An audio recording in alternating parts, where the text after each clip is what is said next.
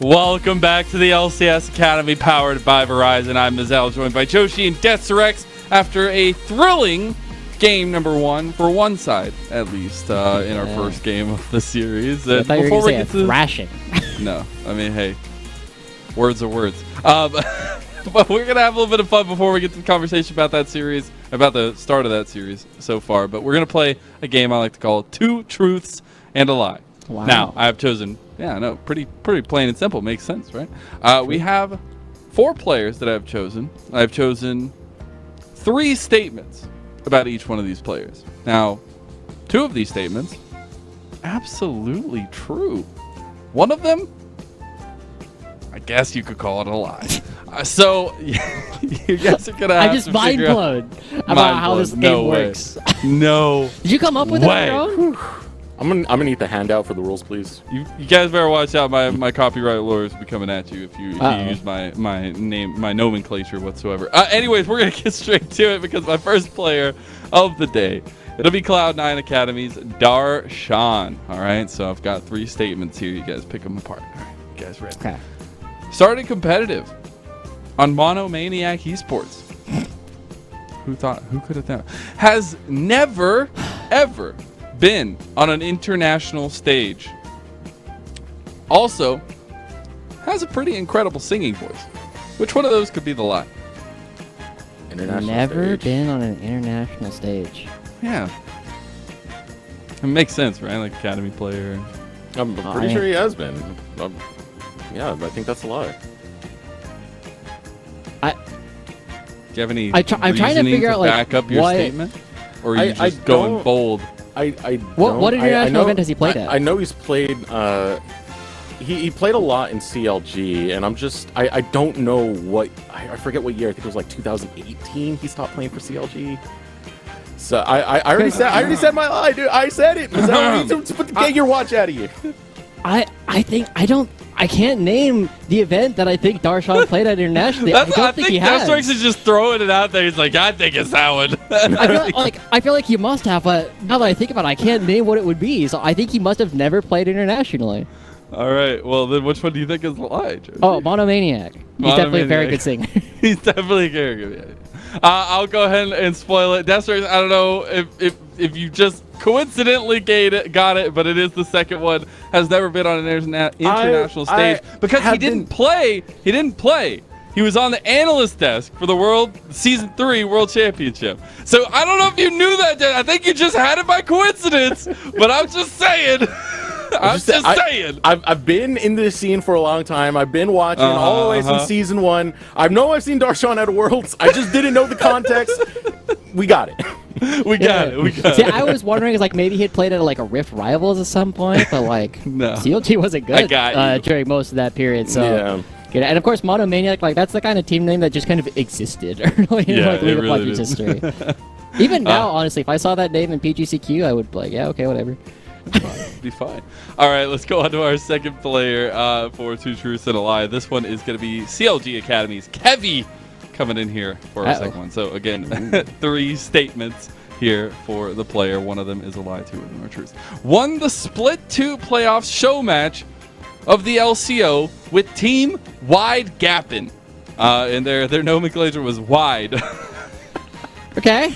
All right. Good. I love that name. Socially, fits pretty well with the rest of the team. Always in on all the jokes. Is really a part of the cohesion with the team. I hope that one's true. And has been on each of the teams that he's played on competitively only once. So no repeat visits. Which one of those could be the lie? I'll go with the first one because the name is just too funny. I don't know. I mean, there's Team Large right now that we got. There is. You know, and there was something gives us strength. Right. Yeah. Yeah, we got some wild names. I think it's probably the last one because I don't think his career's been long enough to have an opportunity to play on a team a second time. Ginger turmeric. Okay. Wait, but you're saying that's the lie? I think the third one's the lie. I think the third one's the lie. I don't think he's been able to play. Wait, no, that would make that one true. I was going to say, that doesn't make any sense, Joshi. My brain, okay, I can't handle this. this. I'm going with one. One's the lie. All right, one's the lie for both of you. Yeah. Well, you're both wrong because he was on Team Wide Gap, and he did win that playoff show match. That was a heckin' name there. Also fits socially well with a lot of the rest of the team. When we were doing the CLG Academy visit, he was talking about a lot of the little inside jokes that they had and being really integrated to the team and talking a lot, which was really cool. The lie is that he has had no repeat visits because he did a repeat visit to Order. Was on there originally in 2020 and then went back in 2021. So what team was he on in between? Do you know?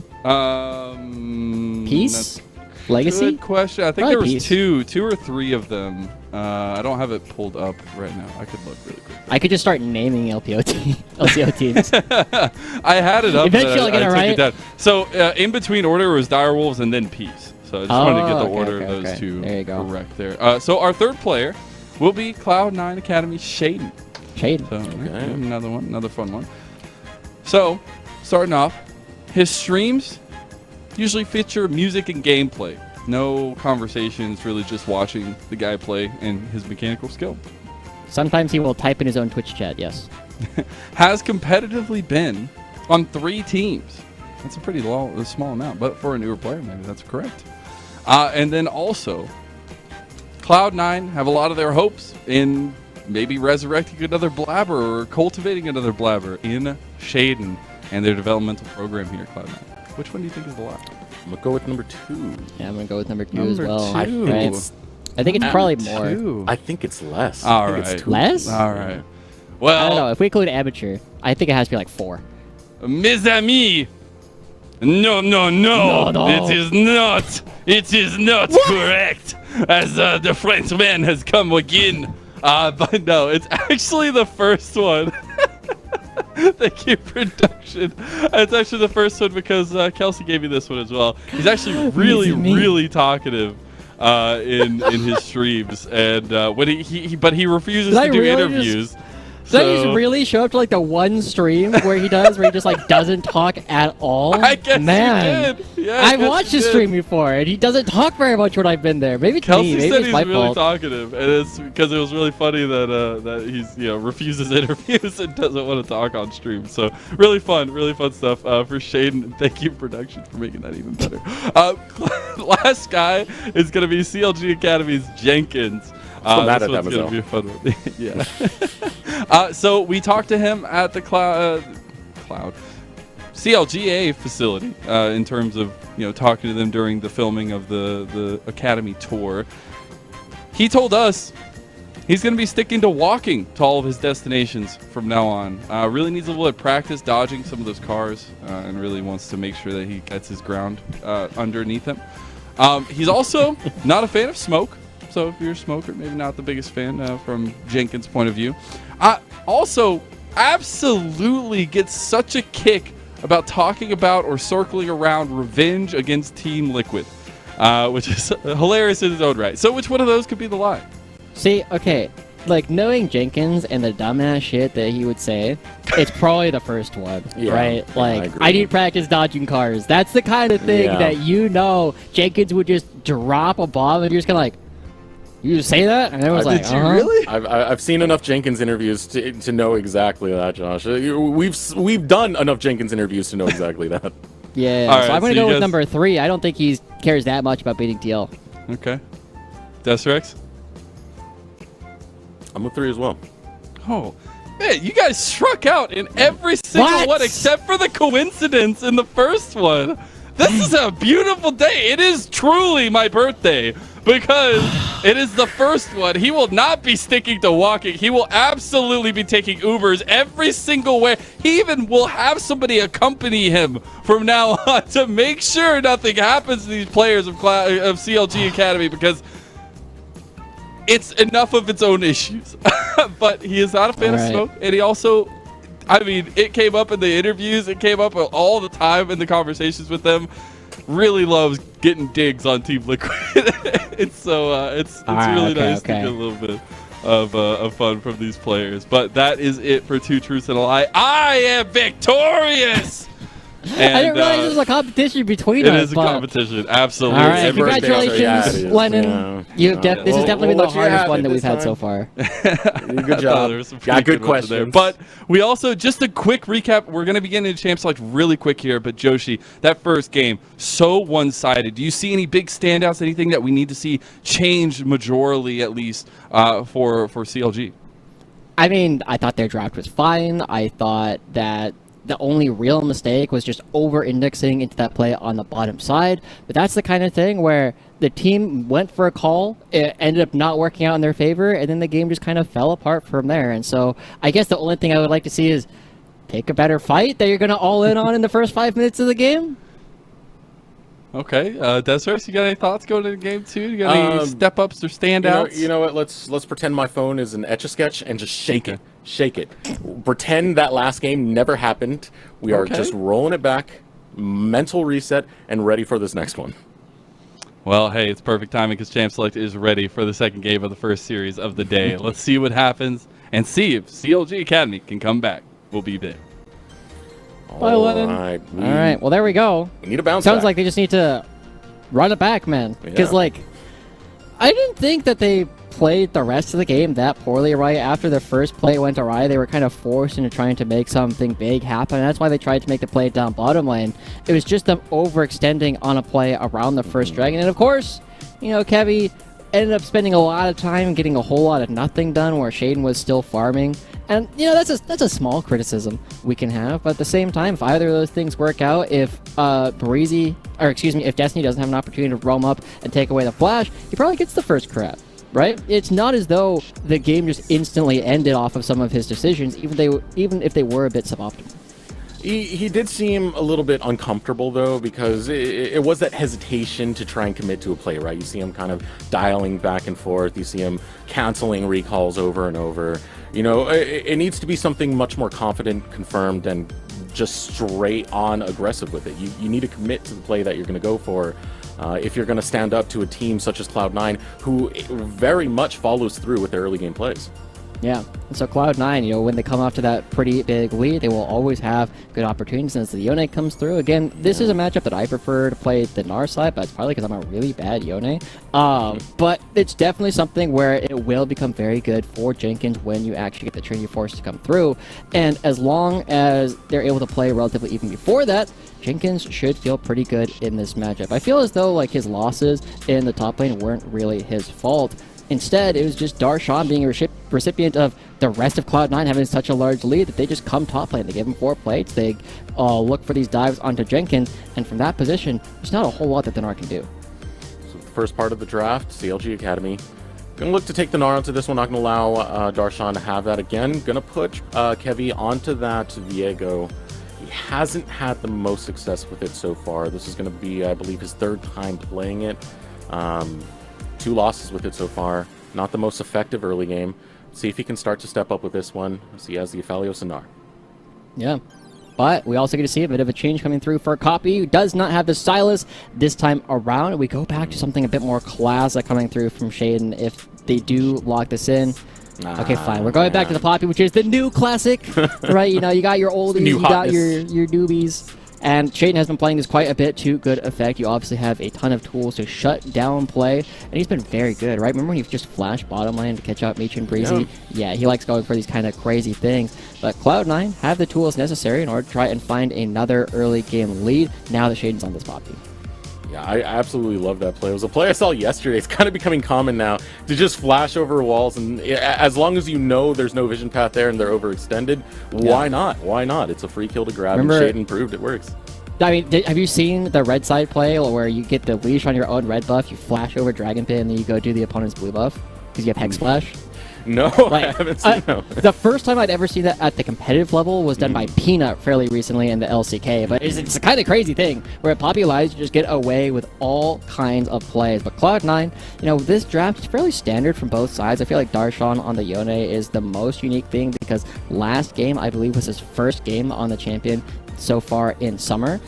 But going right on back to it, not a big surprise. It's still a flex. You can still play this into the mid lane, though. The Azir ban implies to me that is probably not something that Copy's excited about playing. Yeah, I was double-checking that stat. It is his first time playing the Yone so far from the split. And going back to it once again, I mean, lane matchup went all right for Darshan over in the top side against Jenkins. And that's putting it lightly considering how strong that game was. And now pairing up that Jinx with the Nautilus. So getting that hook, getting that lockdown. Response for CLG is the Leona, or a showdown of engaged supports coming out from both sides. Yeah. And this is typically Leona favored. I do like what CLG are currently doing, getting their bottom lane a pretty good 2v2 matchup. Meech and Breezy. I don't feel like they played the actual lane poorly, right? They just got pushed in rather early on. Destiny had a roam opportunity, but that was more of a product of the characters that they were playing more than necessarily what they were doing in the mid lane. But Triple going to be picking up the Corki, and Cloud9 now have to try and find a way to either match the scaling or get outscaled, and Copy coming in with the Victor. This is a classic matchup from what we saw earlier this year, particularly in spring, and it typically went Corki favored, right? The Victor was able to force the Corkis in order to build the Hex Drinker, but Copy needs to showcase that he is not most Victors. And this is not something where he is necessarily putting a ton of games on. While it is one of his more played champions, he only put like 3 games into it so far, right? And he's just been playing so many unique champions that we haven't necessarily seen him specialize. Yeah, and with this Corki being locked in over for Triple, he has been playing that a lot. He has been very good at it. The early weeks, we saw the mechanical play that came out of Triple, and we were talking about how he's kind of just slumped into a lot of good play against lower-end teams. The Corki, it was still a standout for me because even when he would have hard times in lane, he would still show up in a lot of these big team fights, being able to cut teams out with the package. So I'm interested to see how he's able to perform against Copy into this one. I think it's a much better matchup as comparison to what we saw last time when Cloud9 were just able to take over.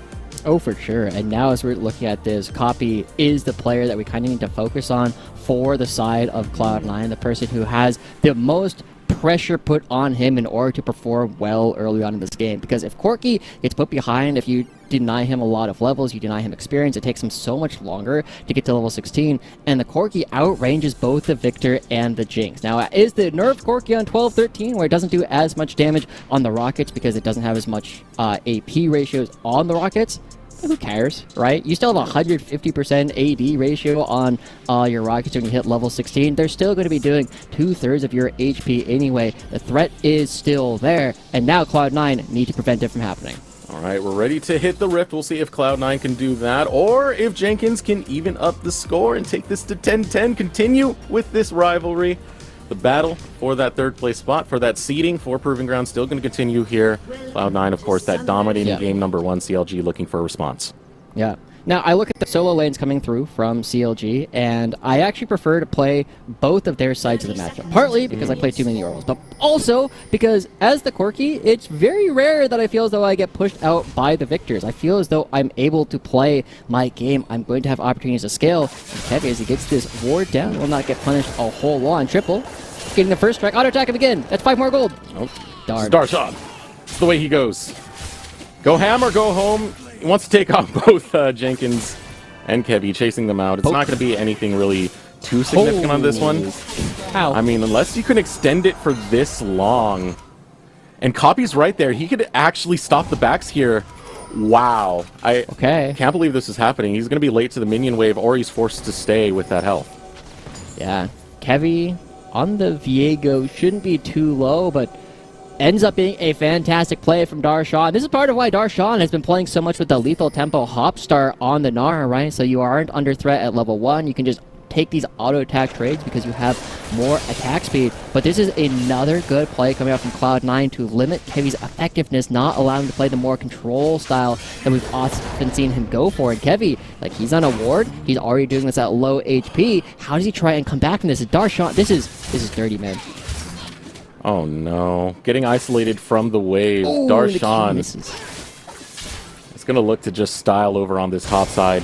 On top of it, he has the support of Shaden, who is clearing on that end. Kevy's going to be clearing towards bot side, so this is going to be quite empty. You're going to call out to the Abyss, and no one's really going to come back and help you. Yeah, this is going to be a tough spot for Jenkins for a little while. I don't expect Shaden to try and make any plays happen. That is typically not his style. He doesn't gank it this early.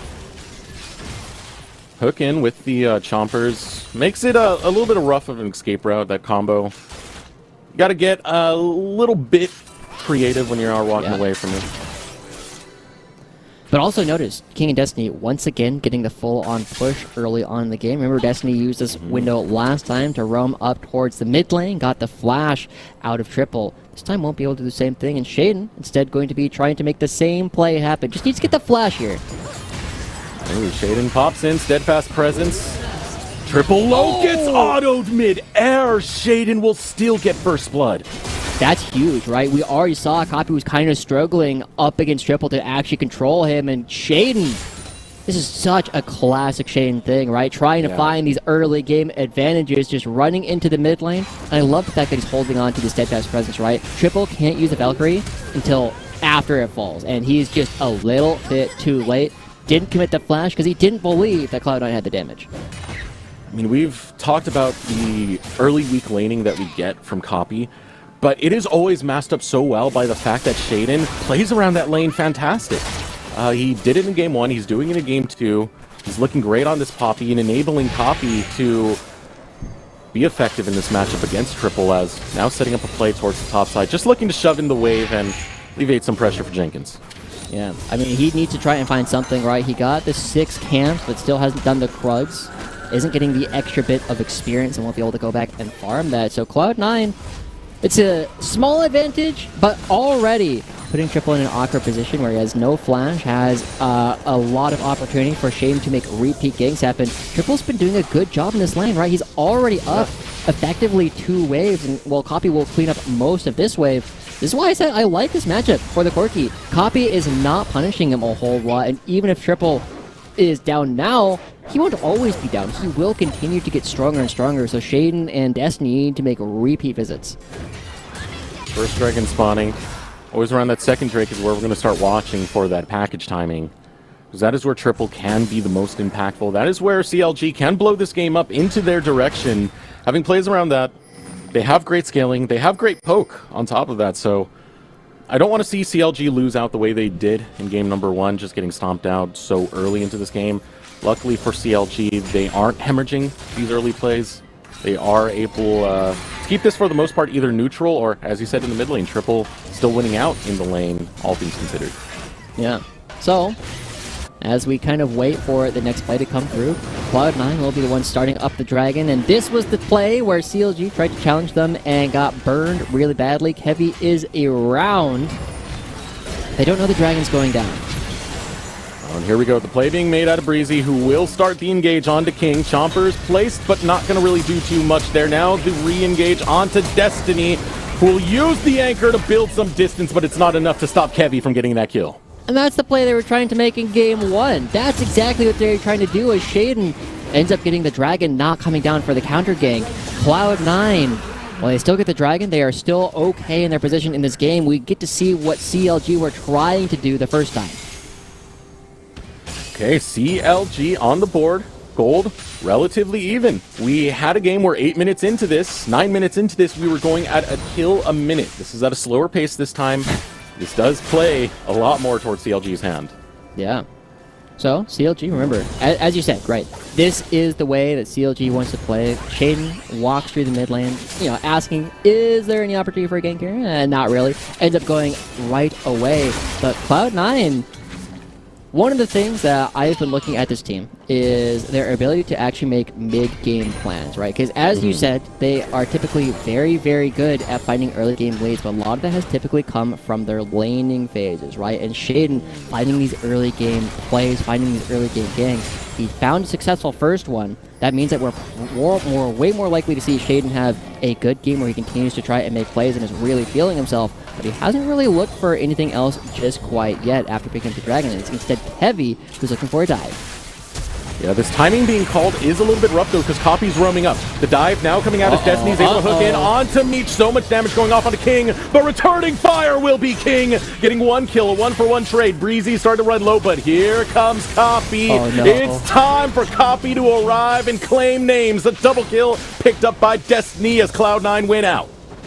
I feel so heartbroken watching CLG play because it was a good idea, right? They have the timing right. They go for the right play, but the execution just isn't there. That's exactly what we saw in the first game, but watch who ends up tanking this. Watch the fact that as they go for King, Meech is the one who hits Destiny. He's tanking the turret. Heavy, the stun never lands onto King. They're not able to take him down fast enough, and Breezy starts taking it, right? They take 6, 7 turret shots during this dive. That's the difference, right? If they are able to get past, if Meech is able to start auto-attacking King outside of turret range, that play works. It's just not clicking. It is not clicking for CLG. The plays they attempt, continuously thwarted. Now Cloud9's going to attempt one of their own onto Triple, but simple Hex Flash. Triple will walk away. Cloud9 still controlling the map, all things considered now. Transferring that over towards the top side. Even Copy roaming up towards that top side. Rift being started by Shaden. So Cloud9, they're in a pretty good spot yet again. Shaden trying to make plays happen. He's doing a good job farming. But this is a 5-on-5. There is no package, and so CLG should be feeling a little bit hesitant of trying to make this play happen. They don't have a bar.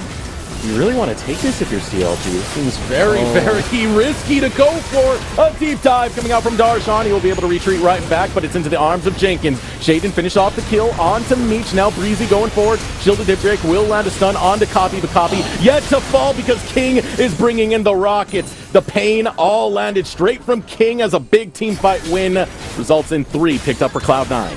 Yeah, Cloud9, right? I feel like they're just punishing CLG's indecisiveness and inability to go forward. Cloud9, I looked at that originally. I see Victor's controlling a choke point and says, okay, well, CLG can never come in. But Darshan says, nah, but we can go. We just need to look for this. I think he finds 3 people. Okay, never mind. Only one person. But still, the play is still so good. They are far enough ahead, and CLG gets so split that they end up finding the extra kill in this play anyway. And even though Victor's the last one on the edge, I feel bad yet again, right? If that's Mark, if that's Rafa playing that Viego, he's already shut down in the game. He's like, man, I was so close. I can't believe Copy flashed out of it. I can't believe he kept himself alive yet again. I would have cleaned up that fight. Can't stop this momentum from Cloud9. CLG just can't seem to stifle it. Everything Cloud9 has been doing has been with purpose, and they've dedicated to a lot of these team fights. CLG just looking completely uprooted. And where do they find their response? Looking at where the gold's at the moment, I mean, you are getting a little bit on to Meech, who does have those assists earlier. I feel like a lot of this still weighs on Triple for his package timing. Not many. It's really a tough way back in. Yeah, I mean, Triple, despite his lack of faith in Shaden and Copy to actually kill him in the first play, has so far done a good job actually playing this lane, right? He's already level 9, and while Copy has gotten 5 takedowns, and he's already fairly ahead in terms of where he's supposed to be with his evolutions, it's still a Corki. You still have late game win conditions, and Triple is one of the players that when he has good games looks phenomenal. And now he's got the package. I think there's going to be a fight brewing over this upcoming dragon. All right, Josh. You're in the shoes of Triple right now. What are you looking to do with this package? What are you looking to do with this Corki? Well, you don't do a ton of damage just quite yet, right? Most of your damage is still built into your package. You need to split the fight. You need to make sure that Copy and King can't be hitting the front line, but at this point, it might not matter. Meech is caught. Meech caught out. Death Charge gets the knock-up. Super Mega Death Rocket is going to go wide. They're trying to save that kill over to King. King will not secure it. Copy will, however. And what was a good chance for CLG to take a fight around Drake gets completely stopped by a bot lane play from Cloud9. Yeah, good play from Cloud9, recognizing Meech is not grouped up, doesn't have an item, doesn't have the Gale Force. Easy pickup. Is it duel to the death? Go for it. Oh, friend, we meet again. Now another hook comes in from Destiny onto Breezy. Breezy forced to flash away, but look at Shaden. He's coming in from the flank. The steadfast presence on the back half of the Valkyrie. Absolutely filthy. Shaden having a much bigger effect on this game, but Heavy's the one that walks away with the dragon. It's a 3,000 gold lead for Cloud9. But so far, I feel like Cloud9, they're just doing a good job walking around and punishing CLG's bottom lane, who, I'll be real, I don't feel as though they're paying as close attention as I know they typically have in the past, right? They've gotten caught out several times. They are 6 their team's deaths, and Darshan? Darshan flashed. Okay, flash for flash. Both top laners not going to have flash. Yes. No flashes. No flashes allowed. No flash zone up here in the top lane. Bam. Yeah, I feel as though... I feel weird about this game as Breezy. Trying to help out this little island in the top side of Jenkins and Darshan. We'll just shove in the wave. Look at the rest of Cloud9, though. Instantly headed towards that top side. Sending in with King. Destiny clearing out the wave. You have Meech farming alone, which is going to bode well later on into the game, getting that free farm. Trying to cash in onto those plates. No one's there to respond to him. Yeah, he wants a little bit of money. But Eric, I feel like CLG just are like mentally broken at this point, right? Like watching them play, they are. It feels like to me like they're on autopilot at this point, and that's disappointing. It's a search for the way in, and it doesn't even look like they're trying as much as waiting for Cloud9 to just slip up. Yeah, and Cloud9, they might slip up, but that's what I liked so much about CLG in Game 1, right? We saw that they were going for plays, and I feel like Heavy is kind of pushing them, right? I've had a number of the Oceanic coaches and Oceanic players just say, like, competition is just, like, different in Australia. You just go for these big plays, right? You're constantly here because this is your way to come over and have a big moment. But, Heavy, he took away the dragon. He's still looking for things, but Meech and Breezy is just a little bit caught out. Jenkins, I feel like he's still trying, but will only now really start having opportunities to really play in his triple. And he has to teleport to the second turret because he's not safe to go to the first one. See exactly double Hex Flash. Hex Flash coming in. Destiny will not land the hook though. Shaden trying to set up preemptively onto triple. Copy will walk away, but Destiny taking way too many tower shots. A shutdown picked up by triple. Ooh, a little bit of cash in there, Josh. There you go. That's the mistake that they were looking for. Now Kevy's calling for a play topside. Oh, here comes Kevy with the flank onto Shaden. Will get the stun, but nothing to follow through with. Meech too far out. Now Darshan's the one waiting in the wings. This might be a trap laid by Cloud9. Kevy goes in, hops onto King, only gets a little bit of damage. Forced to use the ultimate to get away from the Chompers. Copy Darshan as a unit will collapse onto Breezy, taking him down with ease. And Cloud9, they lay the trap. CLG take it. See, but that's what I'm talking about, right? I feel like Cloud9 are punishing on the autopilot, right? I thought when I saw Breezy come towards the top lane when he took that Hex ticket, I thought he was going to go towards the top side and try and help out with the potential play onto King. But he ends up going back towards the mid lane, doesn't feel safe as though he can come top. So they're trying to make these plays, but it feels half-hearted. It feels as though they aren't necessarily thinking, okay, but what's the next step? And now Meech is going to pay for it. Cloud9 have just been one step ahead consistently. Taking down Meech. Another kill. Teleport comes out. Jenkins, hello. Nice Meganar form, but team fight's over, buddy. Team fight's over. And Kevy's looking so hard right now. But props due where props are due. Let's give Shaden the praise that he deserves, right? If this is the Shaden that we're going to be consistently seeing, if he's just willing to make these fairly standard plays and compete with more controlling junglers like Kevy, like Enda, like Armeo, then Shaden will look even better. He's constantly looking for plays around the map, right? He's moving around, he's not panicking, and he's not getting too hypey either, right? He's not going for plays that are going to be these big mistakes. Shaden, this version of his play is when he looks his best, and it's the consistency they want to see him continue to bring. Yeah, this young prospect has been amazing to watch develop ever since he's joined the Academy. He's trying new things.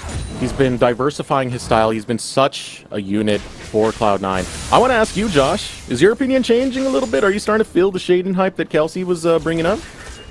I'll be real. Every single time I see a player have a good game or like a good series, I keep it in mind, but I can't be the only one, right? I feel like watching Insanity, I think, was another player who had the best week I think we'd ever seen him have last week, right? He looked so good.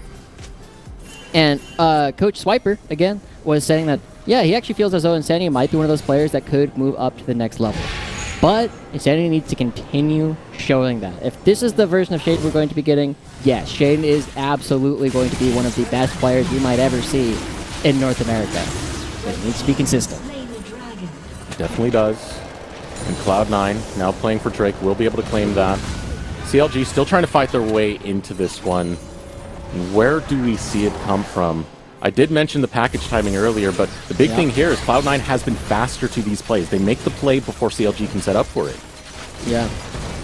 We're reaching a point where CLG are going to struggle because they don't have any face checkers, you know? They don't have anybody who can entry frag for them. How do you get onto the site? Just throw a rocket. C9.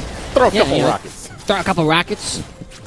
Well, those are long range. You know, if you can get those picks, flick of an op, then yeah, that'll work. But, you know, it takes a little bit more than that.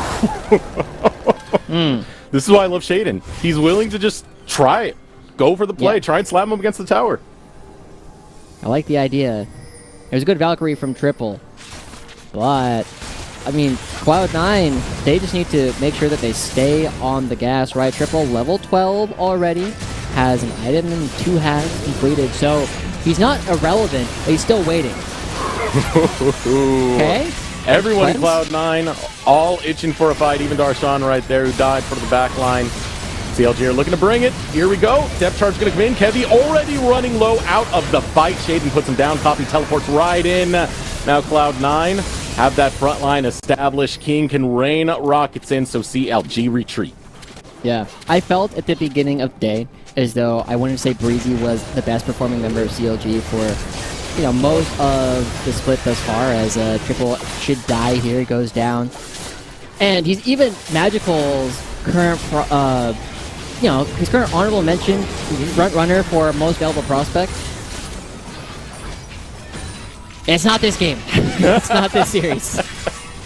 Right? I feel as though this is one of those games where I feel like Breezy, more than anything, right, he needs to be the face checker. He needs to be the kind of player who can walk forward. But in that last play, he tried to jump onto Darshan. And Darshan could just go right on back to the rest of the play. He throws out the ultimate onto King, who has the cleanse, and after all that's gone, there's nothing left for CLG to try and do to get the fights actually started. And so, CLG, you know, they're looking at Breezy to try and be this face checker, but he hasn't been able to get into a lot of positions just quite yet. They haven't been able to get Triple up to level 16, and they won't for at least probably about 10 more minutes, but this is what they can try and do. They can try and pick up Darshan as they teleport in Jenkins.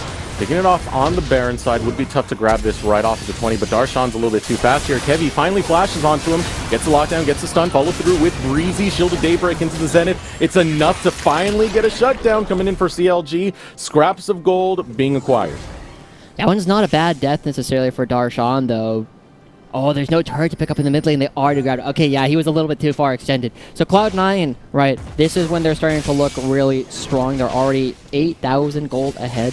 But this is where I want to see them continue to build up their leads in the mid game, right? For a team that is so individually talented, this is kind of the next step for them. I look at Cloud9 and 100 Thieves in some similar fashions over the way that they've been playing recently, right? They're both so individually strong. We hold them to a higher standard for how they close out the game. I feel as though we could have seen even more from Cloud9. And as dominant as it is, it feels almost weird to say, but that's the standard we should be holding these teams to. Can't blame you onto that one. Performance we've seen here from Cloud9 right here and right now. I mean, what more can you really say? For Triple, the performance has been not exactly the way you want to see it. I want to kind of draw back to that point you were making earlier, that, you know, even when we've seen moments where CLG have taken down top teams, such as 100 Thieves last week, right? Yeah. You know, it didn't feel like it was Triple outplaying. It more felt like Jimmy and just looked uncomfortable on the Seraphine. In these latest weeks, we haven't seen Triple step up. So, you know, he's running out of time to do it. You can need a step ladder if it would help us. Okay, respect the idea. There's no one there. But I like the idea. Still trying to make these plays happen. And CLG, they need to try to find something on the other side of the map. Will they go on Darshan? They do. Darshan ults away, and there's no chase. There's no way to lock him down. There's nothing that CLG can grab. They try a play, it doesn't work. They try another play, it doesn't work. It's just not coming together.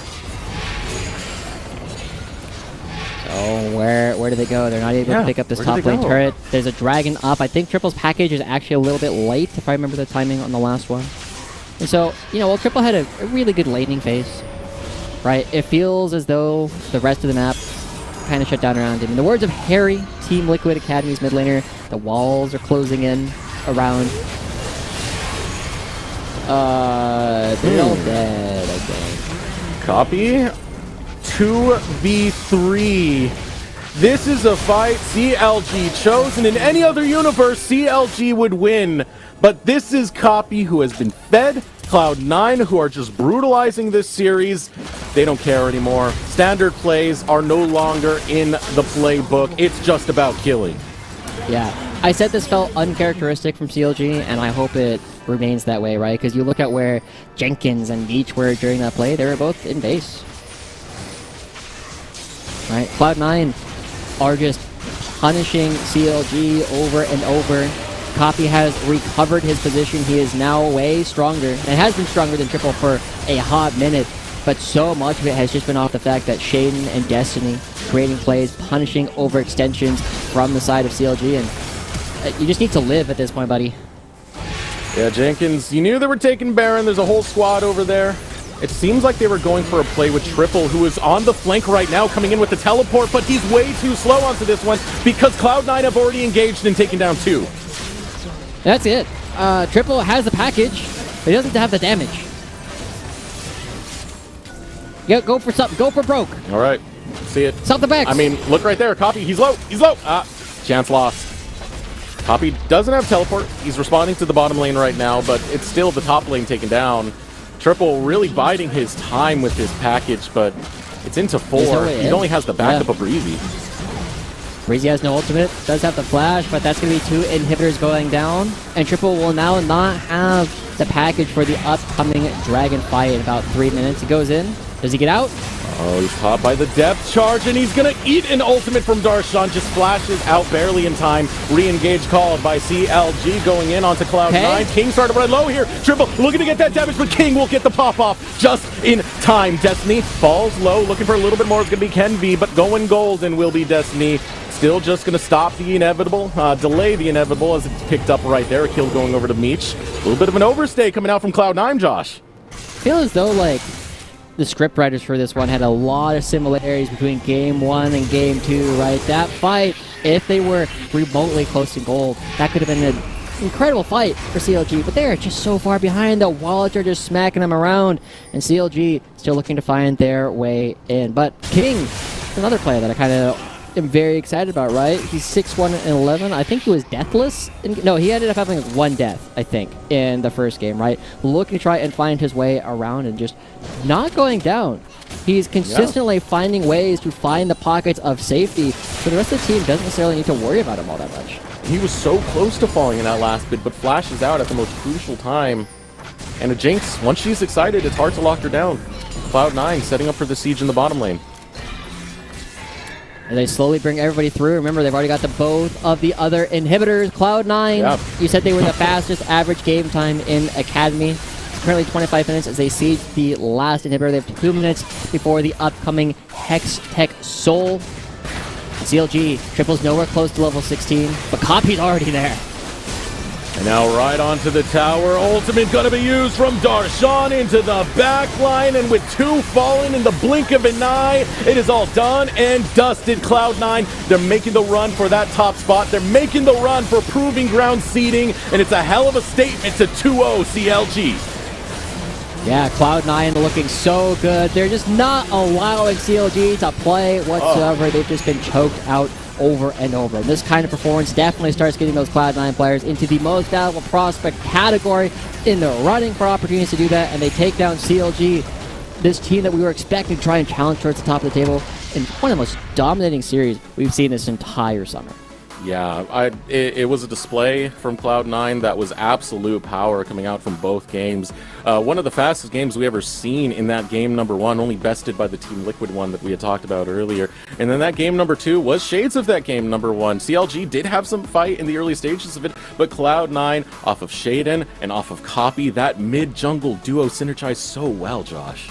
Yeah, Cloud9 just a little bit more resilient in the course of the series, right? They got a couple of leads and they never really looked back, and that's the thing that's always scary for teams that go up against Cloud9. You can't give them the first entry into the game. You can't give them those first kills because it means that Shaden feels unlocked to do things on the map. It makes Destiny so much more confident in his trigger pull, and Cloud9 take down CLG in a crazy fashion. All right, big win for Cloud9 coming in the final week of the Academy regular season. We want to hear what they have to say. We're going to throw it over to short break. When we return, Mazel will have an interview with Copy.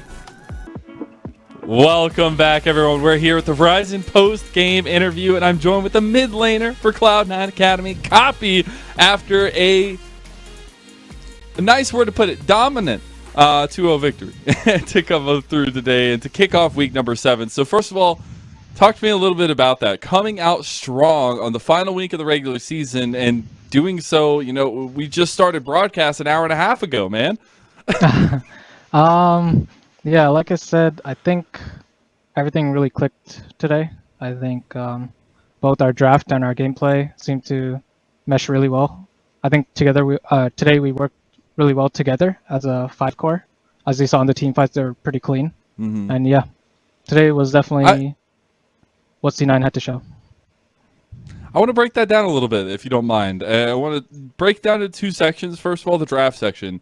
Do you guys feel like you've really found your place in the meta? Do you feel comfortable picking a lot of the crazy or different style picks that we have in the mid lane? What do you think is that key to your draft success?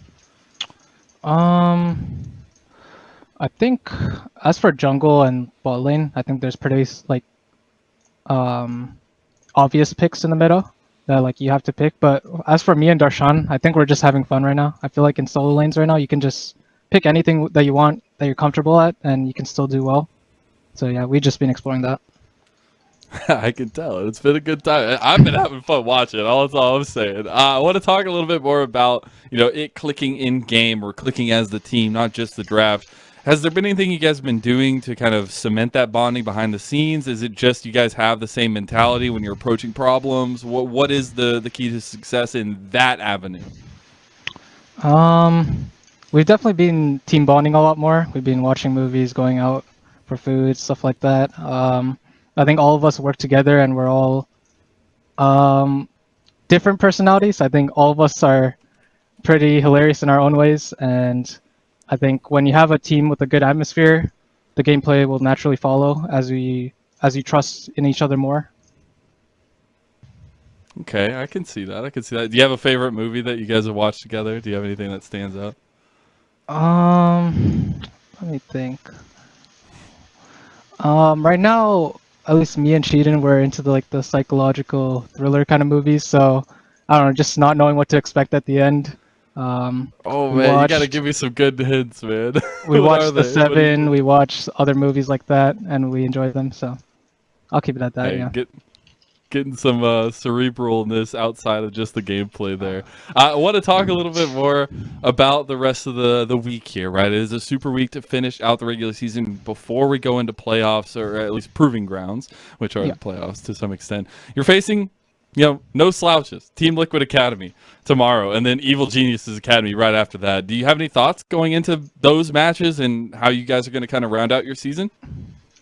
Obviously TLA is in our eyes the only other competitor for PG, and we're definitely going to take that match serious tomorrow.